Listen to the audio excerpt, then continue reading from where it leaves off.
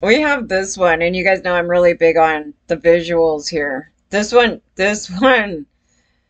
and just wait for it. It's a Colorado cardiologist date rape trial begins, the prosecutors say. His true intentions were hidden. Are men's intentions really hidden? You know what I mean? Okay, watch, we're gonna go down. Wait. I was like, wait. Testimony began Monday in the trial of Dr. Stevens Matthews, charged with drugging and sexually assaulting 9 women he met on dating apps between 2019 and 2023. So he took full advantage of COVID. I'm telling you, judge them by their looks. Like, tell me, okay, this isn't even Joker face. This is deer in the headlights. I don't know, but wait. uh, holy crap.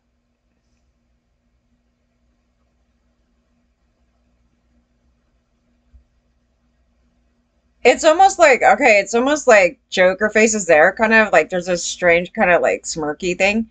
However, this right here is just like, what are you on, dude? Like, this thing? What's your opinions of this one? Like, if you saw that walking down a side street, and you see this guy walking up towards you looking like this, I would be freaked out. I mean, I would honestly think, maybe manic. I would think like the dude's like way cooking it. Like, I don't know, his brain's like fried, it's like this is your brain on drugs one. I don't know. That thing, that thing, that thing. That crap, what the hell? It's like his whole like eyeball is like you can see his whole everything is like meth, honey. I don't know, but okay. How did this happen? I don't know how to get it off the screen. No, I don't know, man. It's just gonna stay there. Okay. In her opening statement, prosecutor Bree told the jury he had a he's deliberate pattern of finding women on dating apps like Hinge and Tinder. But that when he connected with the women, Beasley said the cardiologist drugged the women and then sexually assaulted them. His true intentions were hidden. Um, Beasley told the jury as she identified 9 women who told remarkably similar stories of what happened after they agreed to meet Matthews. Matthews is facing 38 felony charges, and so there were 11 victims. The women typically said after meeting at a restaurant or bar, they would go to Matthews' home and drink what he offered. Yeah, didn't I have this story? I absolutely did. Soon the women said they lost their memory of what happened next. Yeah. The women, ranging from a teacher to a nurse, said what happened to them was not consistent with just drinking alcohol. Yeah. Yeah, it's exactly what happened to me. Hmm. He controlled the narrative because he controlled their memory. Oh, that dude was the one in our thing was laughing his ass off. He's like, why'd you fall asleep on the couch? That was after I took another sip of this drink and then I blacked out because I couldn't even make it to the room. Yeah, we were not drunk. How can I get drunk off a tiny sip? And it took like 10 minutes. It took like 10 minutes or something to hit. That was crazy. The women said in some case they vomited after drinking with Matthews, but said they recovered their memories. They remembered him having sex with them, which they said they had not agreed to. Oh, I don't even have that. It's like literally, like, the last thing I recall is like sitting down on the floor or something, and they were watching TV, turns on the TV, and hands me the glass, and I took a sip, and the next thing he's like on my face, and then the next thing it's the next day. Like literally that's it. So I was like, there's no way. Like, I literally took a sip and then he's doing that. And then it was like, it takes like 10 minutes to, it could take a little bit, a few minutes before that thing hits. And then when it hits, it's lights out. That's it. Alcohol doesn't do, wine sure as hell doesn't do that. I'll tell you that. Um, Beasley said when police searched Matthew's phone after his arrest in 2023, they found videos. That was another question in this one. He had recorded of two of the women, although the women told police they had no recollection of being videotaped. Yeah. I'll tell you why I had questions, because the other time that I went back over there, he had lights on. And I was like, I don't know, you like have to question all these things. And so I wasn't even present, so I don't even know what happened in the room prior. And the next time he tried to give the same drink thing and I declined. So that's why I know that. Matthews had pleaded not guilty and in some cases told the women the sex was consensual. Beasley said the jury will be hearing from all the women during the course of the trial. Okay, so he's going to argue it was consensual because you didn't fight back because your ass was knocked out. You didn't say no, ladies. You didn't say no. Yeah, this is their bullshit. Matthew's attorney told Nair, said his opening statements, the prosecution had underwhelming evidence. He told jurors none of the women tested positive for any kind of date rape drug and that when the police searched his townhome, they did not find any date rape drug. If Dr. Matthews drugged these women, there would be traces of it. All we have is subjective testimony. I cannot speak for the test of the date rape drug because, okay, so there's a number of date rape drugs, and then there's like a time period, like when they, it'll be in and out of your body, and, well, okay, so there was like a number of date rape drugs, like, so they would have to specifically test for, every single thing that they could use. And some of these guys use things that, you wouldn't necessarily think of as a date rape drug, but it's used as. So I don't know about that and how long after they got tested. But second, like they could be looking for a specific thing in his house and he never carried it in his house. It's just something that he drops in and then that's it. So I don't know.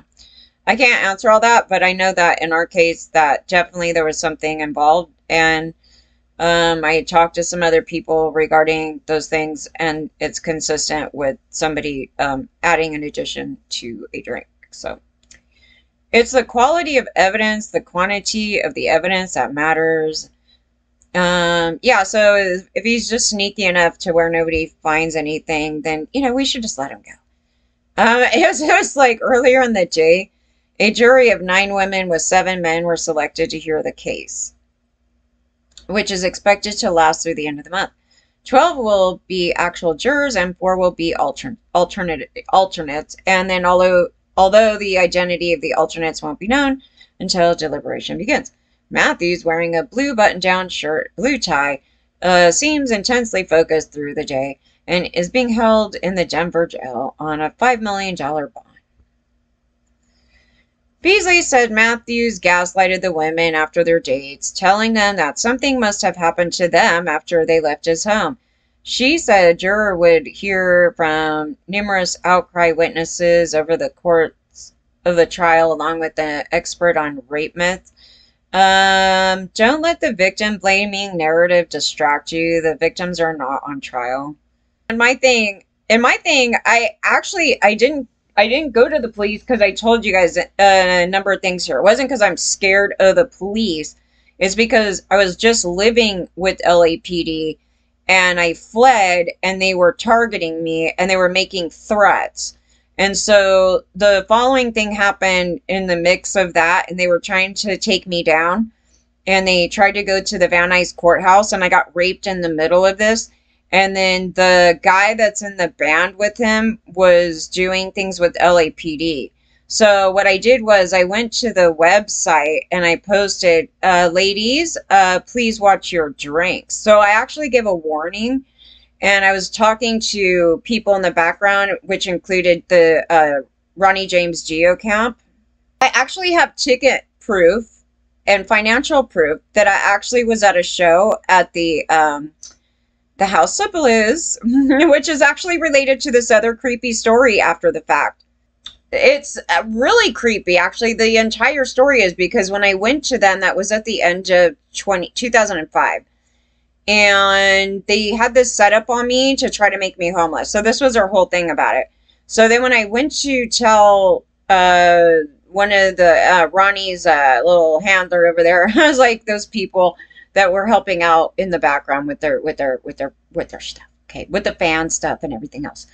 They knew him, and he, I guess, was there that night. I don't know. There was something to this. So anyway, I absolutely mentioned this to them.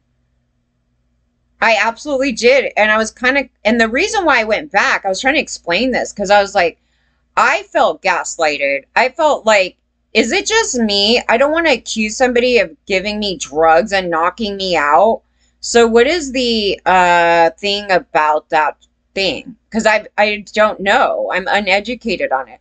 Because I don't do drugs. I don't do any of these things, right? So I'm like, I don't know. Because this is what happened. So I was kind of like talking around. And then he wanted to meet up with me again, you guys. So this is the thing. So it was kind of like I was talking with people in the background. I was telling them what happened. They gaslighted me. And she was like, well, I never heard anything like that before. So, you know, this thing. And yeah. And so then when I went back, I go, okay, here's what's going to happen. I don't trust the situation. And I think he drugged me. And so when I went back, I declined. So he actually tried to give me the same drink, you guys. You know how many weeks later this was? It's weeks later. Because I went out with them on, I think it was during Thanksgiving or something. And then they had me come over again during Christmas. So it was like weeks later. So the initial rape happened, I think at the end of November or something. Something like that. And then the secondary case was when they go, oh, do you want to go to this Christmas thing with me? And I go, well, if I go, I'm not going to drink. I already have this in my head. Like, I'm not having the drink because I don't trust it. I can't prove it, but I don't trust it. It's like that thing, right? So when I went over to the house, he actually had the same bottle and goes, do you want a drink tonight? And I go, oh, no, I'm going to pass. Yeah, totally. And then this other thing happened. So I was like, oh, my God, why are the lights? Like, there's this thing with the lights. And, yeah, so you wouldn't have got that information had I not have gone back, right? So I had to, there was this thing to it. And I was like, I don't know if the dude taped me. I don't know what the hell is going on here. And it was not pleasant. Like, it was a very bad experience. And then after that is when I started seeking out more information and trying to see if, oh, did anybody else say anything about this and yada, yada. And I find that girl's response, no. And then I posted. I think it was like, and then I posted that. And then because of the verbal things that he was saying, there was a lot in this. So I was like, yeah, it took a couple of weeks to go through this thing. It wasn't like, oh, years later and I finally just said something. It was like weeks of going through this, and it was like a gaslight. It was a straight up gaslight because I'm like, was it a date rape drug? Yeah, because I'm dumb and I actually don't know what the fuck it does. And so I was asking around and everybody was cuddling it and just like totally protecting them and everything else. And then finally, yeah. So then I post the thing, and then that girl that ran the site, then started making physical violent threats and trashing me on the website on a private page. And it wasn't necessarily private. It was open to the public, but there was no straight link to get to it. And then they got mad that I found it. And then, yeah, and then this is when the turn of events started happening with the Geo camp and them being shitty. And then also in the middle of this was then Ronnie's recording guy was being inappropriate. So this actually followed it. It wasn't prior to that, was it? No, because Joey kept calling me to go down there. I believe it followed that incident, but it could have been right prior to the incident, but I believe it followed it. I remember, okay, somewhere in this period, because they were going to set me up to have me do my recording at his house, and then that guy was being inappropriate. Like, he didn't touch me. Well, he was getting so close and doing this thing and that thing. But I was saying it was inappropriate, and his girlfriend or wife was in another room. And then Joey was trying to talk me into just dealing with it. And I was like, dude, you know, because he's not all up on Joey, right? He's not up on Joe. And Joey's was one of Ronnie's little buddies. So that's his, well, he's a big fan. He was a big fan, but he was also like a dude that Ronnie would hang out with and talk with sometimes, I guess. And so, yeah, and then they hooked up with his recording guy because he was doing music. And then they offered to do this, you know, kind of packagey thing over there. And then he wanted me to record on his stuff. And then this guy's acting inappropriate. So then it just became this thing where I'm like, oh, Alice's team. Oh, now this guy over here. And oh, Ronnie's little dude over here. And so they see me as a problem, not the fact that all these men are the problem, right?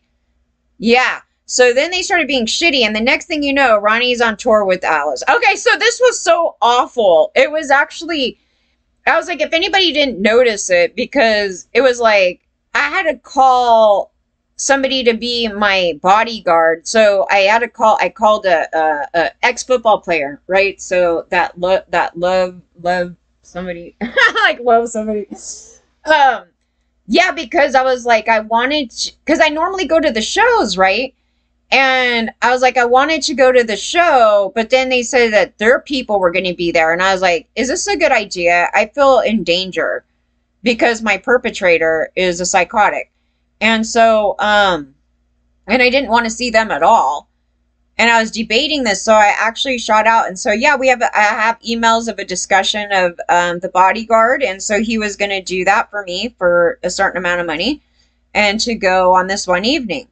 And then, but the thing was with this, I'm pissed off because it's kind of showing the no F's about all of it from every camp, right? From every camp. And then they just let this situation happen. And then the following thing happened where then they threw me out, you know, and did this whole thing. And who preyed on me, right? This guy was trying to set me up to go to the guy at the House of Blues. And that's why I said, this whole story is whack as hell because I was at the House of Blues last. And I didn't know any of those people. I never met the owners, nothing. And they were trying to get me to go to their house. And I told you that other guys, they're in a cult. They're in a cult. And they give millions of dollars into this cult. And that cult raped a bunch of boys, some little kids and shit.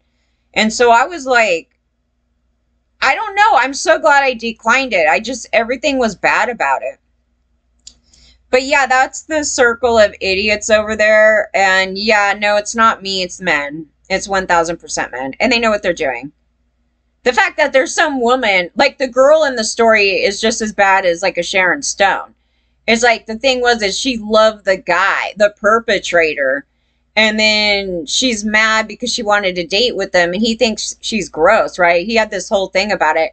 And then, but the thing is that you should want to be with somebody that's a rapist, okay? If you hear it, then the last thing you should do is want to defend it and come after me. And I never met that girl. She's jealous of me. She was jealous of me from the start because when he started talking to me, she was trying to jump in, right?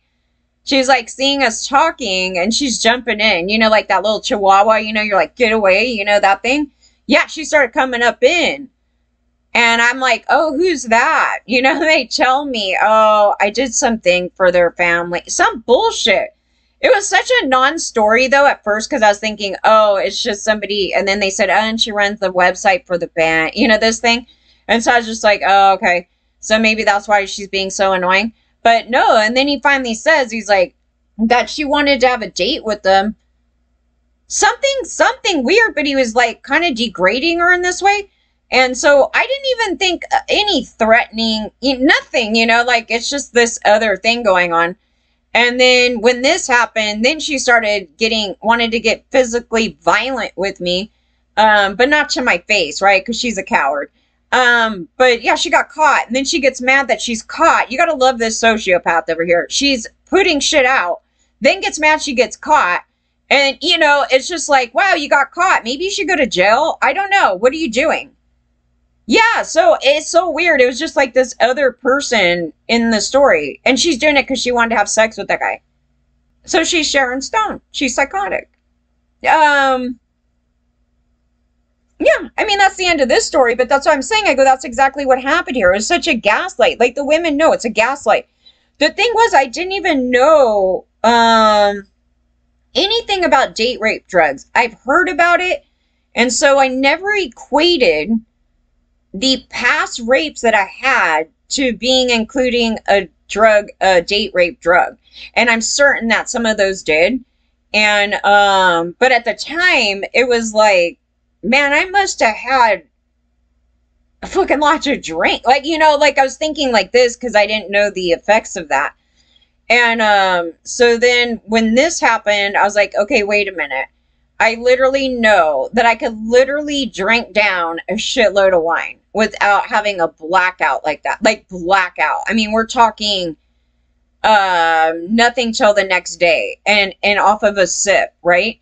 So that's why I was like, okay, I'm not stupid, but I was trying to figure it out because I was like, well, how did that happen? And then, like I said, there was all these symptoms. Okay, so the symptoms, you can't get beyond the symptoms.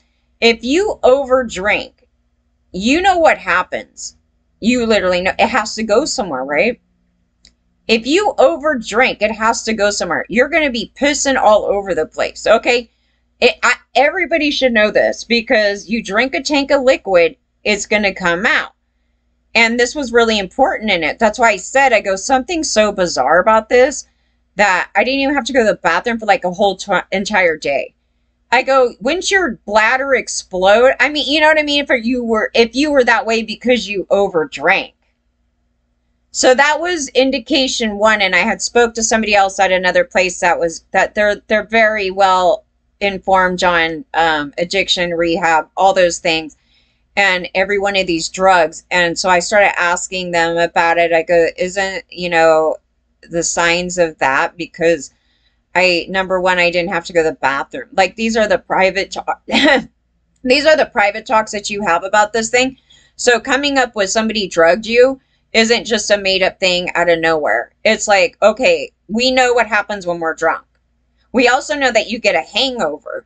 Well, what happened here wasn't a hangover. It was like being in a zone. Like, it's I cannot tell you what happened. So I had a guy at my work that noticed that I was not acting normal. Like he said, my behavior was off, and I felt off. Like, I felt off when I went to work, and that's all I could say about it. And then, yeah, so I had another witness to that because they know me. They knew me really well. So that's never happened. So then the blackout thing, the complete blackout. And so then the thing about taking a sip, and then like 10 minutes or so later, boom, knocked out, blacked out. That's it. So those things, yeah. So, but I didn't know. I was uneducated in 2005 on the effects of a date rape drug.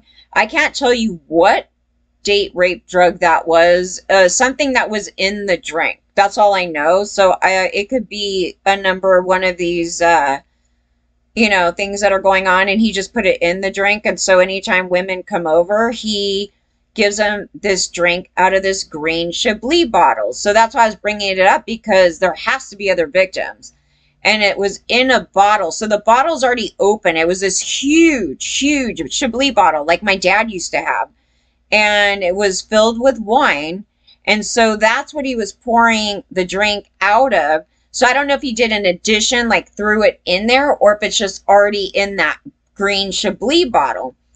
And I'm calling it Chablis bottle. I guess it's a, you know, something like that. Anyway, it was a big green one. And then he had it on the top rack of his refrigerator. So if you came over and by any chance to that Joe's house, the other Joe, not the other Joe that was friends with Ronnie, this other Joe guy, you go over to his house and he offers you a drink, and you women don't have any recollection till the next day. That's what happened.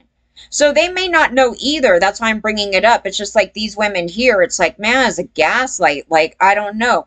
And then also because they may think because they went to the house, as all these women did, makes it somehow consensual? No.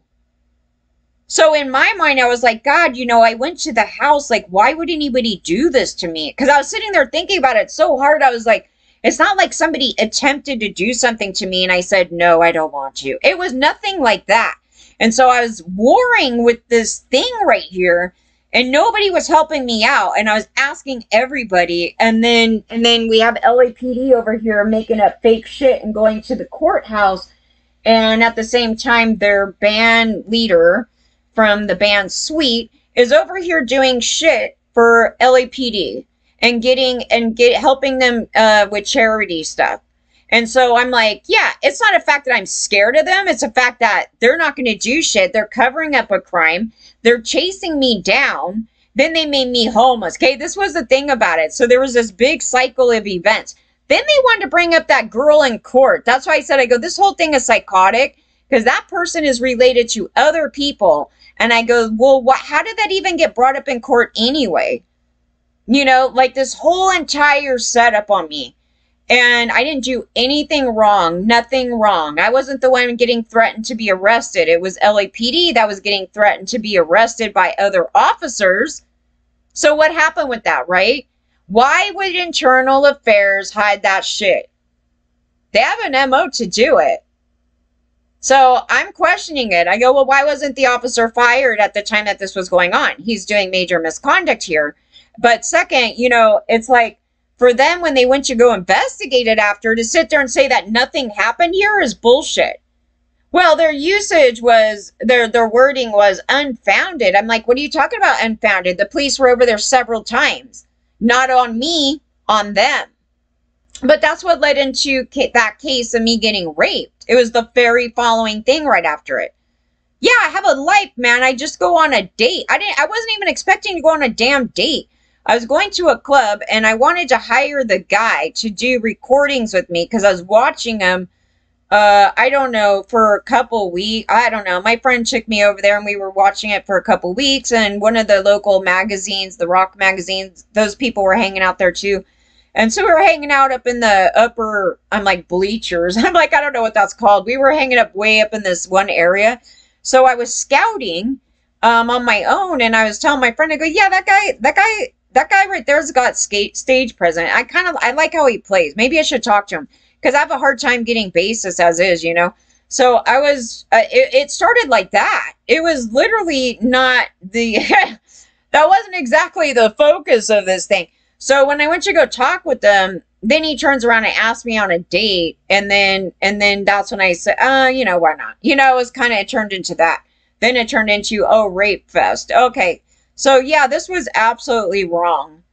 Yeah, that's the exact thing, you know. And then I won the award though. I was like, from the magazine, I was like right after this, or right during it actually. But yeah, it was fucking bullshit, dude. Yeah, and I had all these things happening and then they destroyed it. All these men destroyed it. Well, why don't you go talk to Joey? Because Joey's still alive, isn't he? The other Joey, the one that knew Ronnie. Yeah, I had a problem with that other guy. What, is he going to deny it? Because the whole time he kept bugging me. He's like, you know, just ignore it. I'm kind of do the recording. I'm like, no, dude, no. It was uncomfortable. I had to call him. I go, come down here. The guy's getting too close. It's uncomfortable. And he's drunk. And I'm just like, I can't. You know, I was telling him. He didn't give a shit. He's a man. He don't give a shit. He's a white boy. I was like, but he's sitting there trying to get me to do something for him. That's another addition. Like, he's trying to get me to do something for him. And he's like, oh, just ignore the guy's like up on you, you know. Can you do this for me? Yeah. They were also self-centered. That's the whole thing about it. And they all knew. It's not like they didn't know. But somehow it's my fault, right? You know, I'm the one that should get the hate for it.